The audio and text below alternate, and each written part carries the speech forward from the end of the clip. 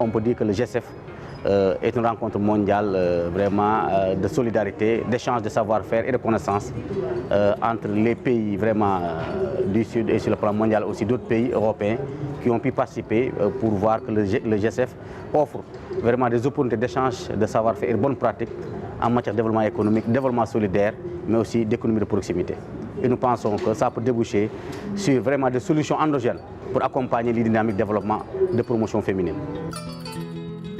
Et c'était vraiment avec une grande joie que j'ai également assisté à des panels sur des thématiques très intéressantes, surtout sur le coaching territorial, une thématique qui intéresse beaucoup nous les élus locaux et qui nous permet d'avoir des outils nécessaires dans la gestion de la cité. C'est un immense plaisir de rencontrer des collectivités pairs avec qui nous travaillons depuis le début du lancement de ce projet, à savoir le projet de l'égalité de genre et de l'autonomisation économique des femmes. Pour le moment durant lequel nous avons eu à travailler, j'ai compris que nos territoires se regorgent de potentialités. Nous nageons sur des opportunités sans même pouvoir le connaître. Le profit que nous allons tirer de ce coaching territorial, c'est que nous allons valoriser ces potentialités au retour chez nous. Dans le forum GSF, nous avons présenté l'expérience du Burkina Faso en matière de valorisation de produits locaux et à travers l'organisation de grands foires tels que le CIAO et les foires régionales pour accompagner les femmes qui sont dans l'artisanat à pouvoir promouvoir leur production. Durant ces 6 jours, nous avons vu le pré-forum Jeunes qui était axé sur les questions en lien avec la transformation de l'économie informelle vers l'économie formelle. On a vu le forum Femmes qui était vraiment axé sur l'autonomisation économique de la femme. On a vu le forum Global qui est aussi assez intéressant et assez formidable. On a pu échanger avec plusieurs acteurs qui viennent un peu partout, avec des partenaires naturellement de la région de la boucle du Mouhoun.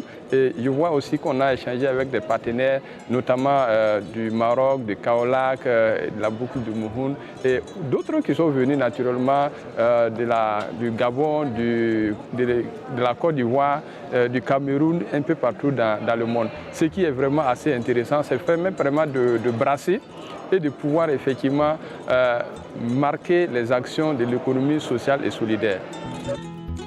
Ce qui m'a le plus marqué, c'est le coaching qu'on a eu à faire avec les coachs territoriaux venus du Maroc et aussi nos amis du Burkina Faso. Ça nous a permis d'échanger des expériences et aussi ça nous a permis de se connaître et de créer une synergie entre nous tous.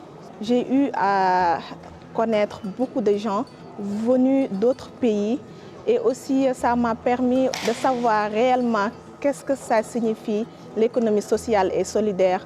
Et ça va m'aider, moi qui est le point focal du conseil départemental de Kaolack, à aider les coopératives qui se trouvent là-bas et aussi les organisations féminines. L'économie solidaire et sociale, ça attire les entrepreneurs et nous sommes là aussi comme les politiques.